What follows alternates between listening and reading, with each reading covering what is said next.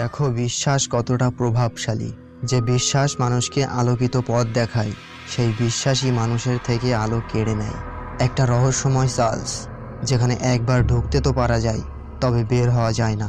আজ পর্যন্ত ওই চার্লস থেকে যারাই পালানোর চেষ্টা করেছে, তারাই শেষ উপহারস্বরূপ মৃত্যুকে পেয়েছে। তবে কি এমন রহস্য লুকিয়ে আছে ওই চার্লসে, আর ওই চার্লসের আড়ালে কি ঘটে? তো hello guys, this is the talk story immaculate. দেখতে পাই একটা মেয়েকে, তাকে জীবন্ত কবর দেওয়া হয়েছে, বাঁচার জন্য আকুতি করছে। কে শুনবে তার কথা? শুধুমাত্র এটা নয়, এমন অনেক নির্মম ঘটনা ঘটে ওই চার্লসে। তবে কি করা হয় মেয়েদের সাথে এবং কেন? তবে চলো মূল গল্পে ডুব দেওয়া যাক। এদিকে একজন মেয়ে ওই চার্লসে যাওয়ার জন্য প্রস্তুতি নিচ্ছে। তার নাম সিস্টার সিসিলিয়া। সিসিলিয়া অনেক তাড়াহুড়ো করছিল, কারণ আজ রাতেই তাকে ওই চার্লসে শপথ গ্রহণ করতে হবে। এয়ারপোর্টে সিসিলিয়াকে রিসিভ করতে এসেছিল ডেকন এনজো নামের একজন ভদ্রলোক। ডেকন এনজো সিসিলিয়াকে পেয়ে তখন তারা ওই চার্লসে যাওয়ার জন্য রওনা দেয়। এখন তারা যে চার্লসে এসেছে, এটা দেখলে মনে হয় এখানে কোনো মানুষই থাকে না। পুরনো একটা পরিত্যক্ত বাড়ি মনে হবে আপনার কাছে। আর অপরিচিত কোনো ব্যক্তিকে ওই চার্লসে ঢুকতে দেওয়া হয় না। সিসিলিয়া ভিতরে ঢুকে একজন মহিলাকে দেখতে পায়, যাকে মাদার বলা হয়। তার নাম সুপিরিয়র। আর তার পাশে আরেকজন সিস্টার ছিল, তার নাম ইসাবেল। ওই মাদার ইসাবেলকে বলে সিসিলিয়ার রুমকে দেখিয়ে দিতে, আর সেই কথা মতো সিসিলিয়াকে নিয়ে যাওয়া হয় তার রুমে। ইসাবেল তাকে বিভিন্নভাবে ইঙ্গিত দেয় এই চার্লস এর ব্যাপারে, তবে সিসিলিয়া সেটা বুঝতে পারেনি। তাকে বলে, আজ রাতে আপনি শপথ গ্রহণ করবেন না, আপনাকে শপথ গ্রহণ করা হবে।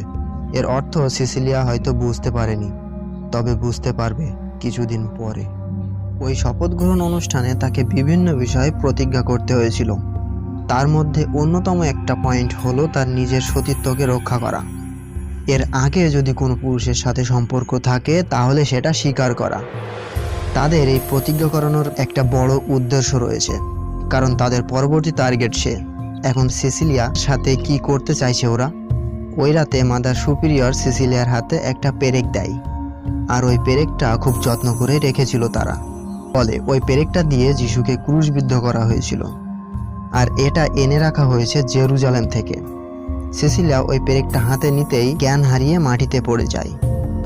সে জ্ঞান হারানো অবস্থায় অনুভব করে তার সাথে কিছু একটা করা হচ্ছে। আর যখন হঠাৎ ঘুম থেকে জেগে ওঠে, তখন তার রুমে একজনকে দেখতে পায়। তবে রুমের বাতি জ্বালাতেই সে চলে যায় সেখান থেকে।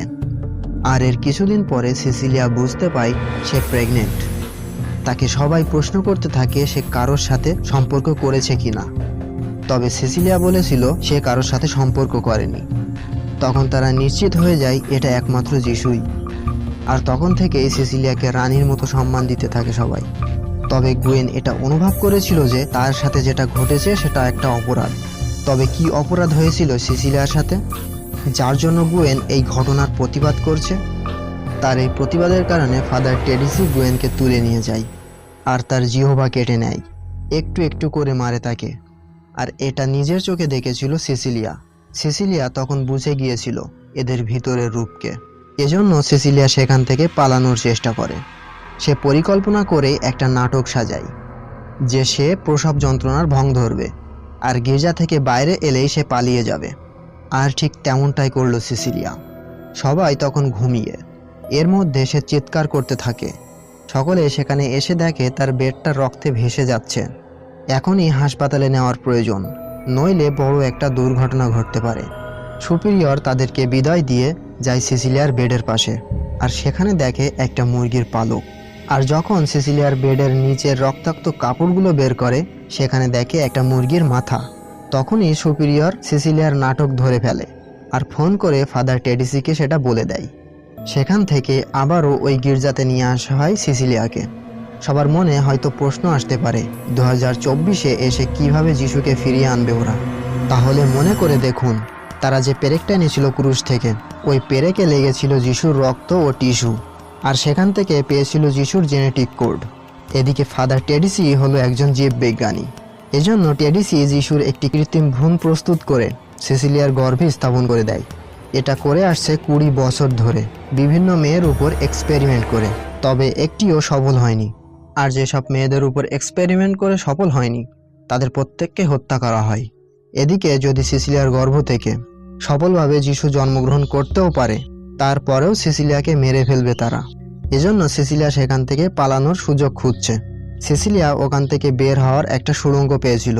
ওই সুড়ঙ্গের প্রত্যেকটা প্রকোষ্ঠে লাশগুলোকে সাজিয়ে রাখা হয়েছিল, আর ওই লাশগুলো এক একটা নিষ্পাপ মেয়ের লাশ। ওই সুড়ঙ্গ পথে সিসিলিয়া যখন বাইরে বেরিয়ে আসে, তখন ওই সন্তানের জন্ম দেয়। আর তার সাথে যেটা করে,